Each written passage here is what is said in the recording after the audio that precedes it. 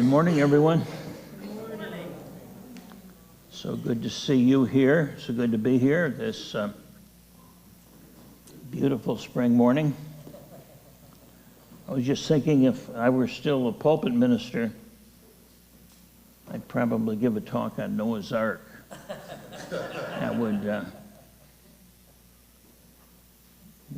just say, now that I have your attention, let me tell you a story. I also want to mention today that today is my youngest granddaughter's 18th birthday. Samantha, hello. It's a big time in her life. She's 18, graduating, etc., etc. So let's just take a moment and recognize that we're always graduating from one moment to the next. We're always graduating into a new awareness. I'd like to begin today with a poem. Actually, it's an excerpt of a poem from one of Mary Oliver's poems. And it goes like this. Doesn't everything die at last and too soon? Tell me, what is it you plan to do with your one wild and precious life? That's one of my favorite poems.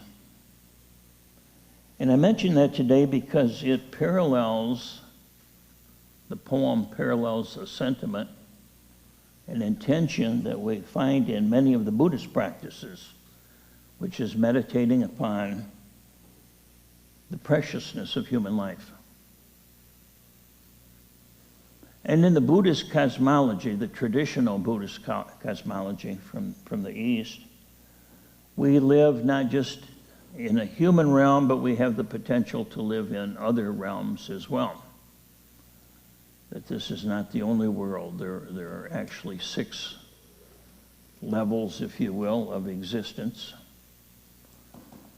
And it's taught that the human realm is not the easiest, it's not the highest, but it is optimal in terms of our growth and awakening. It's optimal in the sense that the length of our life is not too short, not too long. It's long enough that we can learn and grow and gain some wisdom. But it's not so long that we become complacent and don't realize impermanence. It's also optimal because we have an optimal balance of pleasure and pain, happiness and suffering. So this human life is one in which it's not necessarily easy. Rarely is it easy. And yet it's precious because it gives us the rare opportunity to fully experience each moment in a way that frees us from pain and suffering, that expands our consciousness, our awareness, and that opens us up to a deeper and broader and much larger sense of who and what we really are. So that's the idea of the Buddhist practice in terms of the tradition. The Vajrayana tradition, which is also known as the Tibetan tradition, the diamond vehicle, it's the third the wheel, if you will, of the turning of the Dharma. The Theravada, the Mahayana, and then the Vajrayana, which was originally founded in mostly India, northern India, Tibet, Nepal, Bhutan, that area. That's changing today. We're finding that Tibetan Buddhism there's a diaspora. It's being scattered all over the planet because of the political situation there with China and Tibet. And that's a very poignant story that's taking place there. So what I'd like to do today is to take that same practice and put it more in the context of Western Buddhism, which means you don't necessarily have to believe in 6 realms of existence. You don't necessarily have to even believe in reincarnation if you don't want to. But it is a practice that's very powerful and very beautiful, and so I'd like to introduce it to you and to maybe create a new form of practice for some of us.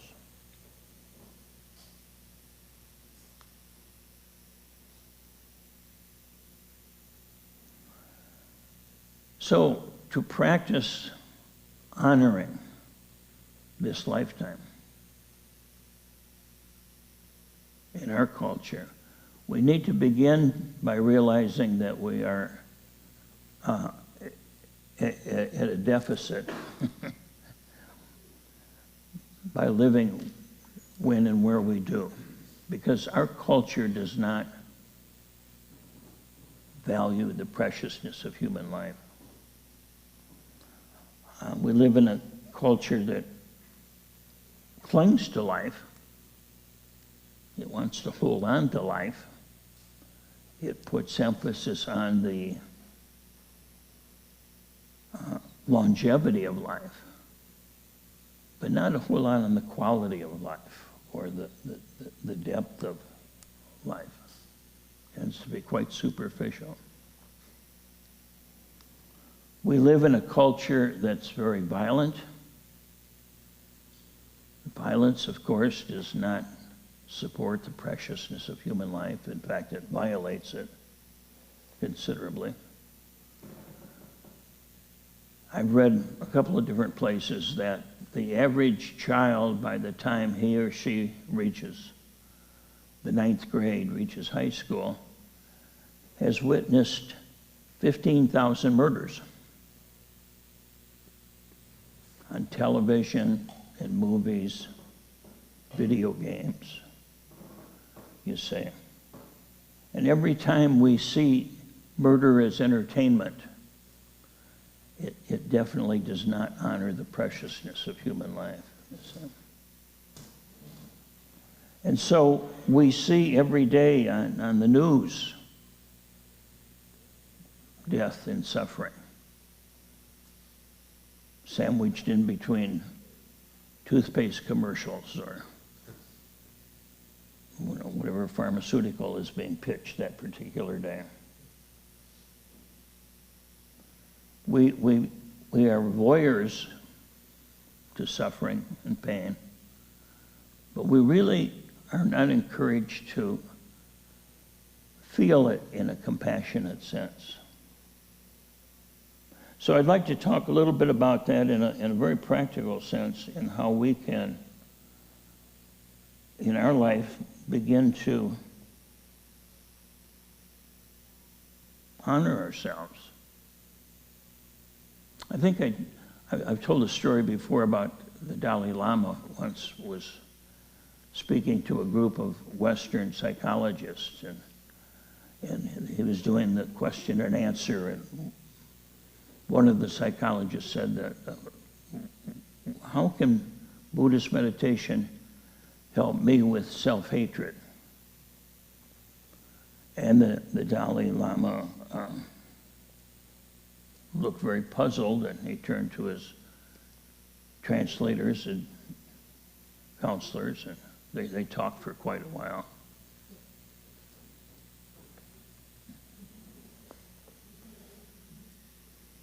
After a couple, 3 minutes, he just came out and he shook his head. I don't understand what you're talking about. I don't know what you mean by self-hatred. Isn't that interesting? Then he said, is there anybody else in this room that feels that same way? And guess what? That 95 out of 100. He was baffled. He was just, because there was no place in his psyche where that concept could even land, that an individual would hate themselves. And of course, in our culture, we say, of course. So, we don't trust ourselves, we don't honor ourselves, we don't feel the preciousness of who we are. So I'd like to introduce three practices that may help introduce this idea, this very powerful practice in the West here. So I looked up the word preciousness in the dictionary. And one of the descriptions is, one of the synonyms is the word rare. Something's precious because it's rare, often. I'd like you to consider your life. Is it rare?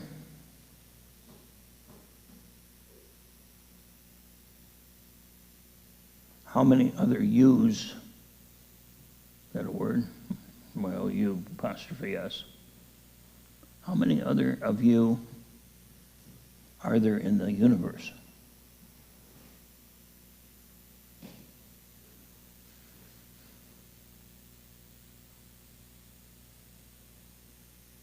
What could be more rare than that?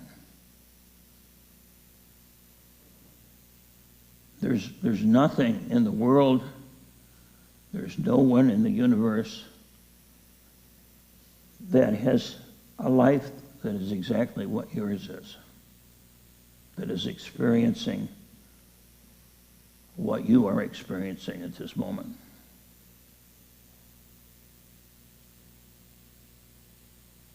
And there never will be. So this lifetime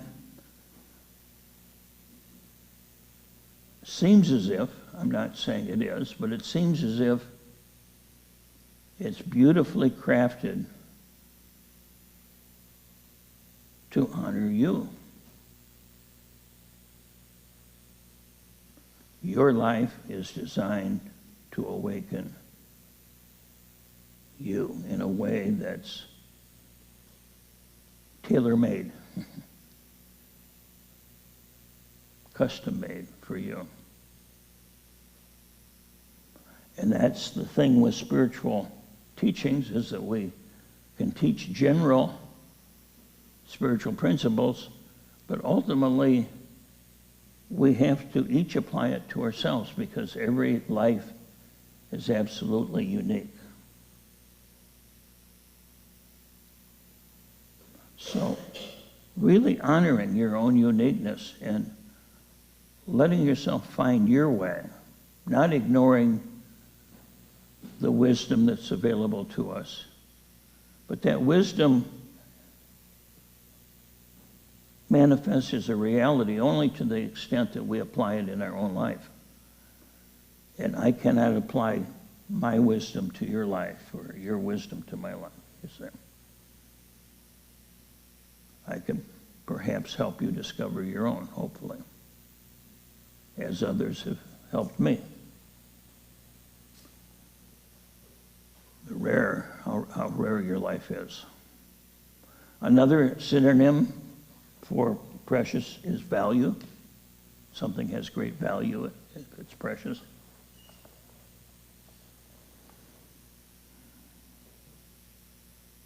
What is your life worth? How much would you sell it for?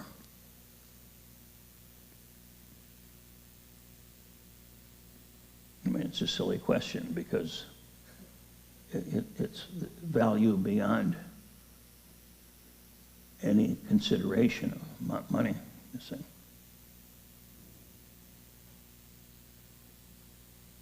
It's got nothing, the value's got nothing to do with what you do or what you know or how many merit badges you have.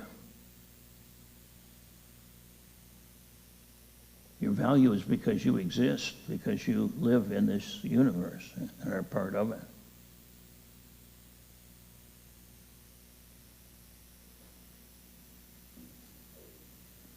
So much of what I encounter when I work with people one-on-one is this sense of I don't have value unless something happens. You know, unless I get a good job, or I guess the right relationship, or I accomplish something. See, we believe our value has to be earned. And that's a lie. Your value does not have to be learned or earned. It can't be.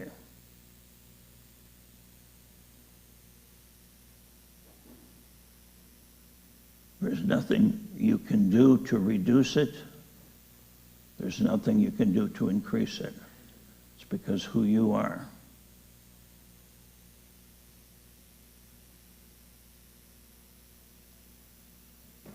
Your life is priceless. You are priceless. And the third synonym that showed up in some of the definitions was the word beauty. Consider the beauty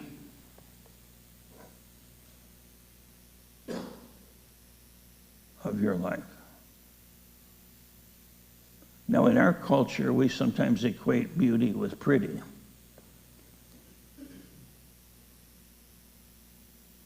Beauty and pretty are not the same thing. If you've ever been with someone at a birth or at a death, you know, rarely is it pretty. It's quite messy, isn't it? But it's beautiful beyond words. There's nothing that I've experienced that's been more exquisite than to be with someone when they breathe their last breath, or to be with a being when it breathes its first breath.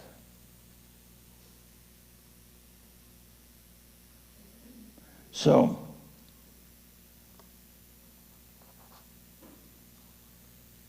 our preciousness is something to consider every day. We can also do it by being grateful, gratitude practice. Being grateful for the Dharma, even being grateful that we're interested in the Dharma. In the Hindu tradition, traditional Hindu teaching, we live many lifetimes, many lifetimes. And we evolve through those lifetimes, usually, typically the young soul, as it were, the immature soul, incarnates in a body that wants maximum pleasure, minimum pain. It's a little bit like our human life, you know. And then we have a desire. Eventually, we outgrow the need for simply sensational desire, experience. We want to be successful. We want to be famous. We want to be, quote, somebody. In other words, that's the ego formation. And the third desire is known, again, this may take a while to evolve, but the person then becomes altruistic. They want to serve humankind. They want to do good. They want to do the best they can. And then the fourth desire in this tradition, and the most rare of the desires, is called moksha. It's the desire to awaken to the reality, the truth of who one truly is. Now, we have these desires within us, but not everyone really has the burning desire that most of us here have. And that desire is a gift. Mostly we don't see it that way, but it's actually a gift because we don't see it everywhere. Obviously, we don't. The number or the percentage of people in our culture that are consciously seeking to awaken is relatively few. It's growing, I think, from time to time, from year to year, but it's still precious.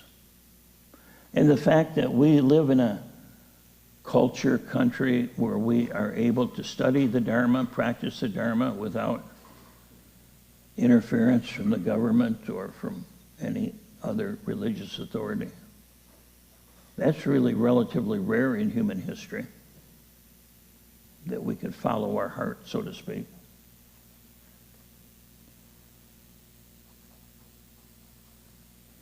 So the way that we can honor our precious life is taking time to meditate on how beautiful your life is. Truly beautiful, not how pretty it is, not how easy it is, but how beautiful it is, how rare it is, how valuable it is. Taking time to appreciate the fact that we live in a time, in a circumstance, that we can study the Dharma, that most of us have time to meditate, to do retreats and so forth. Again, many people can't do this. They just don't have access to the Dharma. The life you are given is the greatest gift ever. Even the difficult parts. So my challenge to you is, do you live this life fully, or do you sleepwalk through it? It's a rare and precious jewel. I invite you to honor it by living your life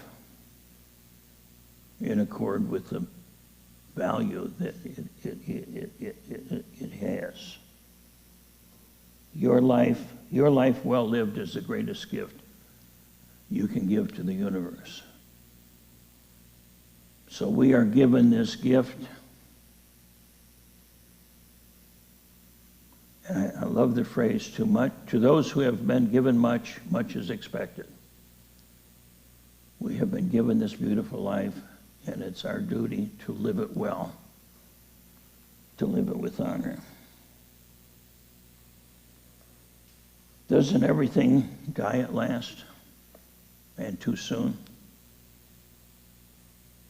Tell me, what is it you plan to do with your one wild and precious life?